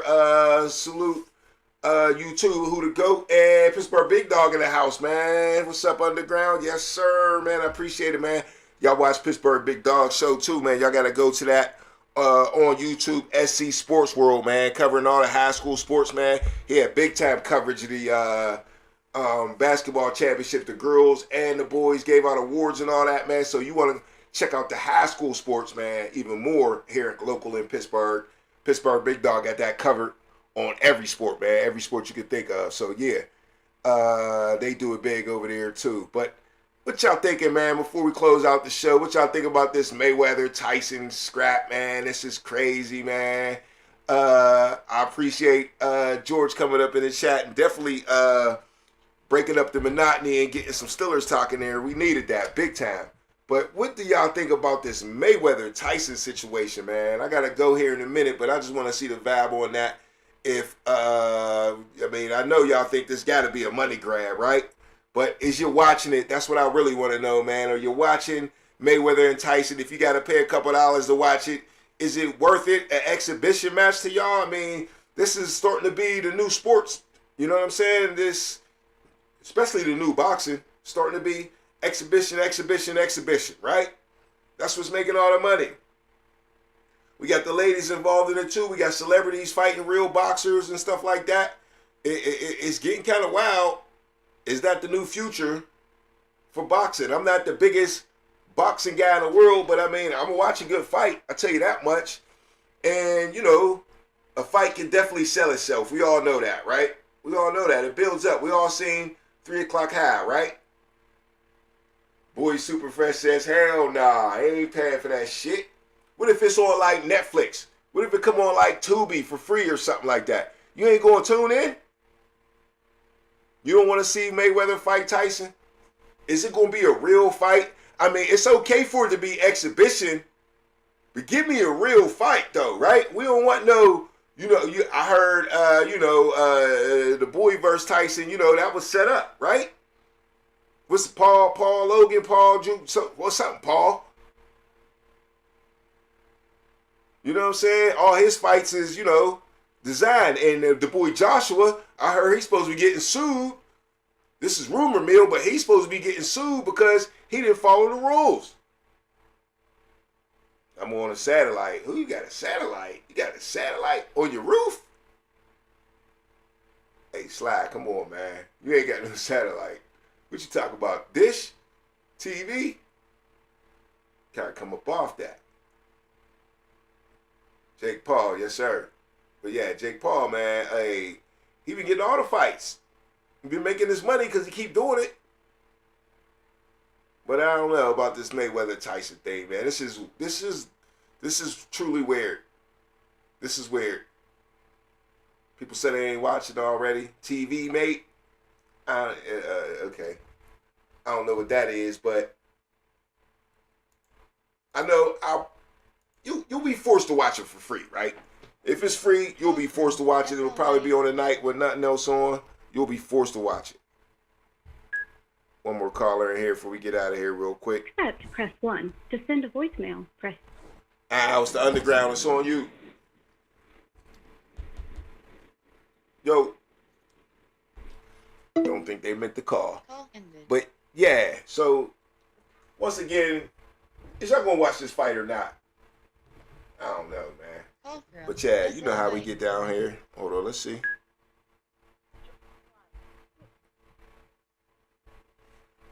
Yo. You on the Underground. All right, so I can't text and drive, so I'm just going to tell you. I got this thing called TV Mate on my Fire Stick. Oh, okay. And it's real cheap, and it's like you don't have to jailbreak your stuff. But I get all the pay-per-views, bro. Oh, for real? So you get it for free? God is good, man. God is good. So if it wasn't free, there's no way I'm paying for it. Right? But because it's free, I'll be watching. No doubt. You got to. You just got to see what happened. If it's free, you just got to see what happened. I heard that same rumor about Anthony Joshua and all that. Yeah. Like, I was like, nah, I think that if they do sue him, it's not really going to go nowhere. Right. Because Anthony Joshua, he has money to pay lawyers. Like, right. He literally was just in an accident where people died. True. Like, so people got to think about that. Like, a judge is going to be like, okay, that's going to be a consideration, but he's got money. You got to think, he's got money. He's got Jake Paul money. Yeah. Jake Paul has money. They got good lawyers, but so do Anthony Joshua. Yeah. And the dude is backed by he's backed by big time like sponsors. Okay. He's going to have the lawyers to fight that because you can't be mad. There was nothing. And I read the preamble they always put out, and Jake Paul does this. He puts out the rules. There's nothing in there that says he can't hit you for real. Yeah. He let that fight go the rounds that they're supposed to go. They're supposed to kind of like, basically the way it's written, you have so many rounds that you have to go, basically. I don't think I really don't think based on that there's a loophole in that for real, but I mean, any good lawyer can fight it and make an argument. I've seen lawyers do it all the time. Exactly. But you can't win that. You ain't going to, he ain't going to win. You can't. But here's the thing. That's too easy boxing, for a lawyer. but boxing isn't as popular, not because of any other problem. The problem is we don't have those super fights anymore. We have a few fighters that are okay and really good. Yeah. But it's not like back in the day where almost every weight class, like there were 5 weight classes in the 80s and 90s that you were watching. Right. And you're watching them on HBO or Showtime. And unless it was like a heavyweight fight, there wasn't a lot of pay-per-views until Mike Tyson came along. True. So now you got to look at that. Now, fast forward. Boxing has too many independent bodies. They're not one. When you look at MMA, they're able to capture the market at the same time. There you go. They're taking a lot of money. They're bringing in hundreds, like they're at like that $1 billion. They have enough money. They don't pay their fighters. But they have because they have so many fighters on the roster. Right. They have so many fighters on the roster that they pay in contract. Unlike boxing, where these guys have to get that kind of club. It's like boxers are shopping their demo tape, whereas MMA fighters are already in contract and already have their deals. No, yeah. So it's a different business model. It's structured They're better. able to, yeah, it's structured different. Mm-hmm. So they're making more. They're capturing a lot more of the market. Yeah. You have to have these fights to get people to see. Like if you don't have a Jake Paul doing what he's doing or Clarissa Shields doing what she's doing, you're not even paying attention to half the good boxers out there. Yep. Because they're on the undercard, and then all of a sudden, if you just happen to watch that fight, the Jake Paul, if you're watching that, you see an undercard with a guy you don't even know. You didn't know he was that good, right. And he's like a top-ranked guy or champion. Now you're paying attention to him. Boxing is catching up. They were like, they thought that for years that they could just dominate this fighting market. And MMA has taken so much of the pie, they have to compete. We don't have the same game anymore. Right. Yeah, it ain't the same. Yeah, boxing definitely disappeared a little bit. You know what I'm saying? But did you see? Let me ask you this before we get out of here. Did you see the previews for the new MMA movie? Would you go watch an MMA movie? I've watched MMA movies, bro. Okay, I've never seen an MMA movie before. It's called Breathe. There, it's called Breathe or something like that. Who's the guy that played the Gladiator? Russell Crowe, right? What's his name? Russell Crowe, right. He's the trainer, and he got some MMA dude going. It looked good to me, man. But I'm like, I don't know if I want to. I like watching MMA already. You know that's like I'm into that, and you know, I already know you, yeah. So. You know, it looks good to me, but I don't know if people are going to go watch an MMA movie because you could just watch an MMA fight every Friday. But we'll see. You know what I'm saying? We'll see about that. But it looks good. I just wanted to know if you didn't check that out. Check that out. Called Breathe. What's that dude from the dude from England? He was in Lawless. He played Venom. Remember that guy? Oh yeah. I like dude. The guy that played Venom. Yeah, I don't know his name, but yeah. There was a it was a successful MMA movie he put out about 10 years ago. I gotta check that out. Okay, he's the actual fighter. Bro, he's the fighter. Yeah. Okay. Yeah, he goes. He's like it's like before Creed. Before Creed came out, it was right around the same time Creed came out, the first one. Okay. And it's the same basic storyline. Here I am, a guy that's no name. Nobody wants to give me a chance. I show up to a gym and beat a top-ranked guy in a sparring session, and it goes viral. Now you got to give me a fight type situation. Okay. That was that movie. Yeah. And then Jake Gyllenhaal did a movie. They redid that movie. The one Roadhouse. They redid Roadhouse with Jake Gyllenhaal a couple years ago. Okay. Him and Conor McGregor starring it. So there's a few MMA movies already out there, though. Okay. I was skipping Roadhouse right over there. I forgot about the second Roadhouse. Yeah, that's what's up. All right. I got to get to dinner, man. So, you know, it's that Sunday type of vibe. You know what I mean? I appreciate the call, Sly. We going to get out of here, man. I appreciate the support. You know that, man. All right? No doubt. All right, man. Check you out. All right, man. That's it on the underground. Couple more comments. I was just about to say the undercard is where it be at. Yep, Sly definitely said that. He said I think it was called Southpaw. Yeah, I do remember Southpaw. Then there's one that they made in Pittsburgh. There's a Pittsburgh one. That was way back in the day, MMA. Never Back Down or something like that. They was up on Mount Washington. Yeah. There is a few. Also, check out Never Get... damn, I ain't even read the comment. But yeah, man, definitely seen that. That's in the Berg, too. All right, y'all, man. We out of here on the Underground Sports Show. You know how we do around here, man. We got to keep digging, man. That boy said dinner on my mind. Hell yeah, it's Sunday, bruh. You know what I'm saying? Been on here for 2 hours, baby. It's the Underground Sports Show, man. Appreciate y'all, man. Hit the like button, subscribe to the channel. We out of here, man. We out, yo. Keep digging. Catch y'all next time. Keep digging. Keep digging. Keep digging. Go deep. It's the underground. Yeah, keep digging. Keep digging. Keep digging. Go deep. It's the underground. Yeah, keep digging. Keep digging. Keep digging, go deep, it's the underground. Yeah, keep digging, keep digging, keep digging, go deep, it's the underground. Go deep, yeah, it's the underground. Drop a bomb, yeah, everybody get down. Matter of fact, appreciate it, Super Fresh. Touchdown, get jiggy, yeah, in the end zone. Yeah, ask your girl, I'm in the friend zone. First down, yeah, I'm in the red zone. Can't stop this, you better watch this. Call into the show, talk your shit. Keep digging, keep digging, keep digging, go deep, it's the underground. Yeah, keep digging, keep digging, keep digging, go deep, it's the underground. Yeah, keep